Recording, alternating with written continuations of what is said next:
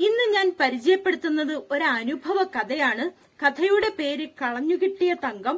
എഴുതിയത് VK ശ്രീരാമൻ. ഇതര വാൾവുകൾ എന്ന കൃതിയിലുള്ളതാണ് ഈ അനുഭവ കഥ. രണ്ടാം തരം BAMLP സ്കൂൾ കോയിച്ചേന, മലപ്പുറം ജില്ല. 2002 ജൂലൈ 24 ചൊവ്വാഴ്ച രാവിലെ 8:30. ക്ലാസ് ടീച്ചർ ഷെഹർബാനു കുട്ടികളുടെ പേര് വിളിക്കാൻ തുടങ്ങി. ബിനുഷ AS, ജാഷിയ TA, ഹരിത KS, ജസ്ന KE, നൂൽമാൻ ഷിബിലി, സിയാൻ Muhammad T, സംറൂദ്, VS Sridevi KT. ശ്രീദേവിയുടെ പേര് വിളിച്ചപ്പോൾ ഹാജർ എന്നുള്ള മറുപടി കേൾക്കാഞ്ഞ് ഷെഹർബാനു ഒന്നുകൂടി ആവർത്തിച്ചു. ശ്രീദേവി KT. ശ്രീദേവിനെ ദാ കൊണ്ടുവരണ ടീച്ചർ, ക്ലാസ് ലീഡർ നൂവാൻ ഷിബ്ലി ടീച്ചറോട് വിളിച്ചു പറഞ്ഞു. അപ്പോഴേക്കും ശ്രീദേവിയെയും പിടിച്ച് തങ്കമ്മ ക്ലാസ് മുറിയുടെ വാതിൽക്കൽ എത്തിയിരുന്നു. രണ്ടുപേരും ചെറുതായി മഴ നനഞ്ഞിട്ടുണ്ട്. ശ്രീദേവി എന്തേ വൈകിയത്? ഷെഹർബാനു ടീച്ചർ ചോദിച്ചു. മഴ വന്നപ്പോ പീടികയിൽ ഞമ്മൾ കേറി നിന്നതാണ്, അതിനെ കൊണ്ടാണ് നേരം വൈകിയത്. ക്ഷമാപണ സ്വരത്തിൽ തങ്കമ്മയാണ് ടീച്ചറോട് മറുപടി പറഞ്ഞത്.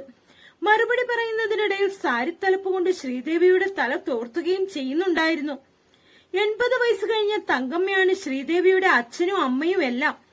KT ശ്രീദേവി എന്നാൽ കണ്ടഞ്ചിറ തങ്കമ്മ മകൾ ശ്രീദേവി എന്ന സാരം.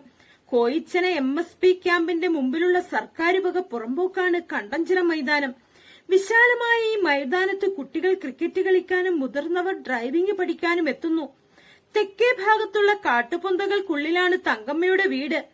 ഹോട്ടലുകളിൽ നിന്നുള്ള മാലിന്യങ്ങളും ഓടയിൽ നിന്ന് ഒഴുകുന്ന കറുത്ത വെള്ളവും കെട്ടിക്കിടന്ന് രൂക്ഷമായൊരു ഗന്ധം അവിടെ തങ്ങി നിൽക്കുന്നു, കാറ്റടിച്ചിട്ടും പോകാതെ. വളർന്നു മുറ്റിയ കമ്മ്യൂണിസ്റ്റ് പച്ചയും മാങ്ങാനാറിയും വകഞ്ഞ് കുറച്ചു ദൂരം നടന്നാൽ തങ്കമ്മയുടെ വീട് കാണാം. നീലയും മഞ്ഞയും വെളുപ്പും കലർന്ന പ്ലാസ്റ്റിക് വേസ്റ്റുകൾ ചേർത്തു തുന്നിയ മേൽക്കൂരയുള്ള തമ്പിലാണ് 25 കൊല്ലമായി തങ്കമ്മയും കുടുംബവും പുലരുന്നത്.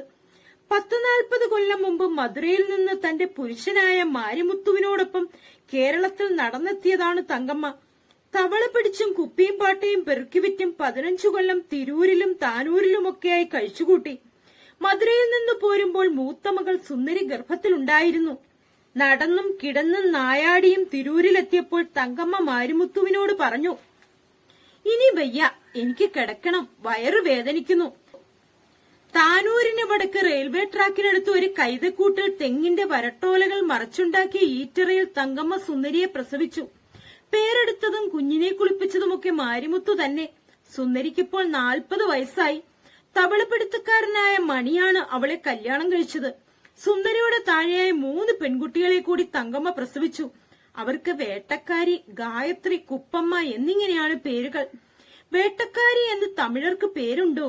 ഞാൻ ചോദിച്ചു. അപ്പടിയൊന്നുമില്ലേ സാർ.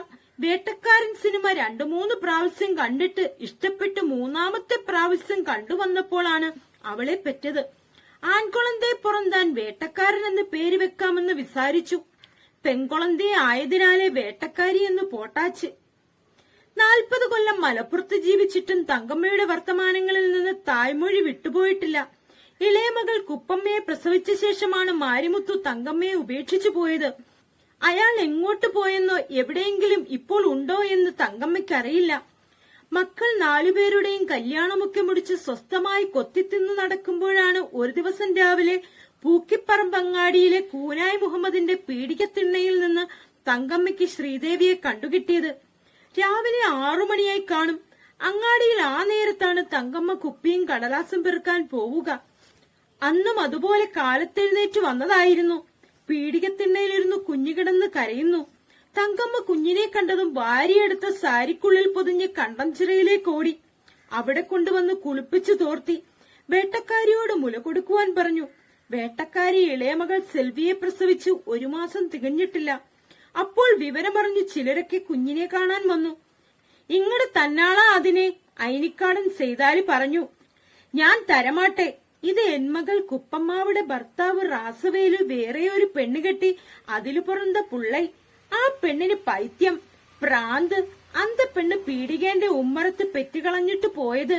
ഇത് എൻ കൊളന്തൈ, ഞാൻ കൊടുക്കമാട്ടെ. കുട്ടിയെ കാണാൻ വന്നവരോടെല്ലാം തങ്കമ്മ അങ്ങനെ ഒരു നുണ പറഞ്ഞു. അല്ലെങ്കിൽ കാണാൻ ചേലും ചന്തവുമുള്ള ഈ കുട്ടിക്ക് അവകാശികൾ വരും. ഇല്ല, ഞാൻ ഈ തങ്കത്തിനെ ആർക്കും കൊടുക്കില്ല. പലരും പലവിധേനയും ആവശ്യപ്പെട്ടിട്ടും തങ്കമ്മ കുഞ്ഞിനെ ആർക്കും കൊടുത്തില്ല. സാരി മടക്കിക്കെട്ടി കുഞ്ഞിനെ തോളിൽ തൂക്കി ഊരു ചുറ്റി കുപ്പിയും കടലാസും പെറുക്കി. വളരും തോറും ആ കുഞ്ഞ് തങ്കമ്മയുടെ ഗോത്രത്തിന്റേതല്ലാത്ത രൂപവും ഭാവവും പ്രകടിപ്പിച്ചു. ഏതോ സമ്പന്ന ഗൃഹത്തിന്റെ ഇരുണ്ട മച്ചകത്ത് നിന്ന് തെരുവിലേക്ക് ഉപേക്ഷിക്കപ്പെട്ടതാണ് അവളെന്ന ഊഹാപോഹം കോയിച്ചനയിൽ പരന്നു. അതിന് മറുപടി പറയാൻ വെമ്പുന്ന രണ്ടു കണ്ണുകൾ തങ്കമ്മയുടെ തോൾത്തൊട്ടിയിൽ നിന്ന് പുറത്തേക്ക് വിടർന്നു നിന്നു. അവിടെ കിടന്ന് വെയിലും മഴയും കാറ്റും കൊണ്ടവൾ വളർന്നു. 5 വയസ്സായപ്പോൾ തങ്കമ്മ അവളെ സ്കൂളിൽ ചേർക്കാൻ കൊണ്ടുപോയി. പണ്ട് കണ്ട തെലുങ്ക് സിനിമയിൽ നിന്ന് ശ്രീദേവിയുടെ മുഖം മനസ്സിൽ സൂക്ഷിച്ചിരുന്ന സുന്ദരിയാണ് അവൾക്ക് ശ്രീദേവി എന്ന് പേരിടാൻ തങ്കമ്മയോട് പറഞ്ഞത്. കുട്ടിയുടെ പേരെന്താ? മറിയാമ്മ ടീച്ചർ ചോദിച്ചു. ശ്രീദേവി. അച്ഛന്റെ പേരോ? അച്ഛനില്ല. തറവാട്? ഇല്ല. വീട്ട് നമ്പർ? ഇല്ല. ഐഡന്റിറ്റി കാർഡ് ഉണ്ടോ? ഇല്ല. റേഷൻ കാർഡോ? ഇല്ല. വോട്ടേഴ്സ് ലിസ്റ്റ് പേരുണ്ടോ? ഇല്ല. ജനന സർട്ടിഫിക്കറ്റ്? ഇല്ല. ഇങ്ങനെയുള്ള കുട്ടിയെ നമ്മൾ എങ്ങനെ രജിസ്റ്ററിൽ ചേർക്കുന്നത് മാഷേ? മറിയാമ്മ ടീച്ചർ അടുത്തിരുന്ന കോയ മാസ്റ്ററോട് ചോദിച്ചു. കോയ മാസ്റ്റർ ഒന്ന് ചിന്തിച്ചതിനു ശേഷം തങ്കമ്മയോട് ചോദിച്ചു. എവിടെയാ താമസം? കണ്ടഞ്ചിറ മൈതാനത്താ. അന്റെ പേരെന്താ? തങ്കമ്മ. ടീച്ചറെ എഴുതിക്കോളിൻ. വീട്ടുപേര് കണ്ടഞ്ചിറ, അമ്മയുടെ പേര് തങ്കമ്മ, ജാതി ഹിന്ദു, അതുകൊണ്ട് KT ശ്രീദേവി. ശ്രീദേവി വേണ്ട. അങ്ങനെ കോയ മാസ്റ്ററുടെ ബുദ്ധിയിൽ നിന്നാണ് സ്കൂൾ രജിസ്റ്ററിൽ ശ്രീദേവി അംഗീകൃതയാവുന്നത്. ഷെഹർബാനു ടീച്ചറോട് ഞാൻ ചോദിച്ചു, ശ്രീദേവി പഠിക്കാനൊക്കെ എങ്ങനെ? തരക്കേടില്ല. പാട്ടും ഡാൻസും ഒക്കെയാണ് ഇഷ്ടം. മറ്റു കുട്ടികളിൽ നിന്നൊക്കെ ഒറ്റപ്പെട്ട പ്രകൃതമാണോ? ഒരിക്കലുമല്ല. ഞാനതിവിടെ അനുവദിച്ചിട്ടുമില്ല. മറ്റു 30 കുട്ടികളിൽ ഒരാളായാണ് ശ്രീദേവി ഈ ക്ലാസ്സിലുള്ളത്. എല്ലാവരോടുമൊത്ത് അവൾ കളിക്കുന്നു, പഠിക്കുന്നു. ഒരു കുട്ടി പോലും അവളെ പരിഹസിക്കുകയോ ചീത്ത പറയുകയോ ചെയ്ത സംഭവം ഉണ്ടായിട്ടില്ല. കുട്ടികളല്ല, വലിയവരാണ് ചിലപ്പോൾ അതൊക്കെ പറഞ്ഞു കൊടുക്കുന്നത്. ഷെഹർബാനു ടീച്ചറുടെ മുഖത്തും വാക്കുകളിലും ഒരമ്മയുടെ സ്നേഹം. ഇന്നലെ ജൂലൈ 25 ബുധനാഴ്ച ഞാൻ മാങ്ങാനാറിയും കമ്മ്യൂണിസ്റ്റ് പച്ചയും പകഞ്ഞ് തങ്കമ്മയുടെ പാർപ്പിടം തേടി ചെന്നു. അവിടെ തങ്കമ്മയും വേട്ടക്കാരിയും ഗായത്രിയും ഉണ്ടായിരുന്നു. വേട്ടക്കാരിയുടെ 4 മക്കളും സുന്ദരിയുടെ ഭർത്താവ് മണിയും ഉണ്ടായിരുന്നു. 1 വർഷം മുമ്പ് ടിവിയിൽ ശ്രീദേവിയുടെ ചിത്രം കണ്ട് പലരും അവർക്കുള്ള സഹായങ്ങൾ വാഗ്ദാനം ചെയ്തതാണ്. പക്ഷെ ആർക്കാണ് അത് എത്തിക്കേണ്ടത് എന്ന് എനിക്കറിയില്ലായിരുന്നു. അവിടെ ചെന്നപ്പോൾ ഞാൻ കൂടുതൽ ധർമ്മസങ്കടത്തിലായി. മണി പറയുന്നു, സാർ, ഈ കുട്ടിയെ ആർക്കെങ്കിലും ഏൽപ്പിച്ചു കൊടുക്കാൻ ഞങ്ങളൊക്കെ പറയുന്നുണ്ട്. എന്നാൽ ഈ തള്ള സമ്മതിക്കണ്ടേ? അതിനെ ഈ പൊന്തക്കാട്ടിൽ വെച്ച് വളർത്തേണ്ട കുട്ടിയാണോ? കുട്ടിയെ ഞാൻ ആർക്കും കൊടുക്കില്ല. നീ മിണ്ടരുത്. തങ്കമ്മയും മണിയും കൂടി വഴക്കിനുള്ള പുറപ്പാടാണ്. ഞാൻ മണിയോട് ചോദിച്ചു, നിങ്ങളുടെ കുട്ടികൾ ഇവിടെ ഇങ്ങനെയല്ലേ വളരുന്നത്? അതുപോലെ തന്നെയല്ലേ ശ്രീദേവിയും? അല്ല സാർ, അത് ഏതോ വലിയ വീട്ടിലെ കുട്ടിയാണ്. ഈ തള്ള അതിനെ എടുത്തുകൊണ്ടുവന്നില്ലായിരുന്നുവെങ്കിൽ ആരെങ്കിലും വീടും വസതിയും ഉള്ളവർ ആ കുഞ്ഞിനെ കൊണ്ടുപോയി വളർത്തുമായിരുന്നു. ഈ തള്ള ചത്താൽ പിന്നെ അതിന് തന്തയും തള്ളയും ഇല്ല. കാണാൻ ചന്തമുള്ള പെൺകുട്ടിയാണത്. 10-15 വയസ്സായാ പിന്നെ അതിന്റെ ഭാവി എന്താകും? അതുകൊണ്ടാ ഞാൻ പറയുന്നത് അതിനെ എവിടെയെങ്കിലും ഏൽപ്പിക്കുന്നതാണ് നല്ലതെന്ന്. എന്താ തങ്കമ്മയുടെ അഭിപ്രായം? ഞാൻ വൃദ്ധയുടെ മുഖത്തേക്ക് നോക്കി. തങ്കമ്മ ഒന്നും മിണ്ടാതെ നിലത്തിരിക്കുകയാണ്. എന്താ തങ്കമ്മ ഒന്നും മിണ്ടാത്തത്? ഞാൻ വീണ്ടും ചോദിച്ചു. ഞങ്ങൾക്ക് ചുമരും വാതിലുമുള്ള ഒരു വീട് ഉണ്ടാക്കിത്തന്നാൽ മതി. അത് ഉണ്ടാക്കിത്തന്നാൽ ഈ കുട്ടീനെ തൊടാൻ ആരും വരില്ല. അതിനിടെ വേട്ടക്കാരി അവളുടെ മൂത്ത ആൺകുട്ടിയെയും പിടിച്ച് ഞങ്ങളുടെ മുന്നിലേക്ക് വന്നു. മുരളി എന്നാണ് പേര്. 10 വയസ്സെങ്കിലും ആയിക്കാണും. അവന്റെ നെറ്റിയിലെ മുറിവിന്റെ വലിയ പാട് കാണിച്ച് എന്നോട് ചോദിച്ചു, ഇത് കണ്ടോ സാർ? റോട്ടിലൂടെ പോകുമ്പോൾ ബസ് ഇടിച്ചു തെറിപ്പിച്ചതാ. നല്ല കുട്ടിയായിരുന്നു സാർ. ഇവനിപ്പോൾ ചെവി കേൾക്കില്ല. വർത്തമാനം പറഞ്ഞാൽ തീയില്ല. ബുദ്ധിയും പോയി. ഇതുപോലെ വളരേണ്ട കുട്ടിയാണോ അത്? ഞങ്ങളോ ഇങ്ങനെയായി. അതിനൊരു ഭാവി വേണ്ടേ? മുരളി കണ്ണുകൾ മിഴിച്ച് വാ പിളർത്തി ഞങ്ങളെ നോക്കി. അവന്റെ നെറ്റിയിൽ നിന്ന് നെറുകയിലേക്ക് നീളുന്ന മുറിപ്പാടുകളിൽ ഞാൻ മെല്ലെ തൊട്ടു.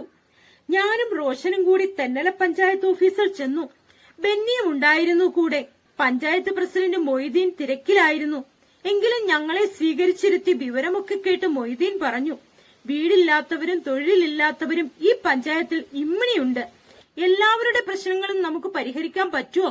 എന്നാലും ഈ കുട്ടിക്കൊരു വീട് വെച്ചു കൊടുക്കുവാൻ ഞങ്ങൾ മുൻകൈ എടുക്കാം. അപ്പോഴേക്കും കോയ മാസ്റ്ററും മുസ്തഫയും കുഞ്ഞുമൊയ്തീനും വന്നു. അങ്ങനെ പറഞ്ഞാ പോരാ, ഒരു കമ്മിറ്റി ഉണ്ടാക്കി നമുക്കൊരു ശ്രമം നടത്തിക്കൂടെ? ഇന്നോ? അതെ, ഈ കുട്ടിയെ പറ്റിയുള്ള പ്രോഗ്രാം ടിവിയിൽ കണ്ട് സുരേഷ് ഗോപിയും അതുപോലെ വേറെ ചിലരും വിളിച്ചിരുന്നു. പക്ഷെ സഹായം ആരാണ് സ്വീകരിക്കുക എന്നതായിരുന്നു പ്രശ്നം. അതിനിടെ ദുബായ് പരിമളത്തോടെ ഒരാൾ കയറി വന്നതും എനിക്കും ബെന്നിക്കും ഊഷ്മളമായ ഹസ്തദാനം.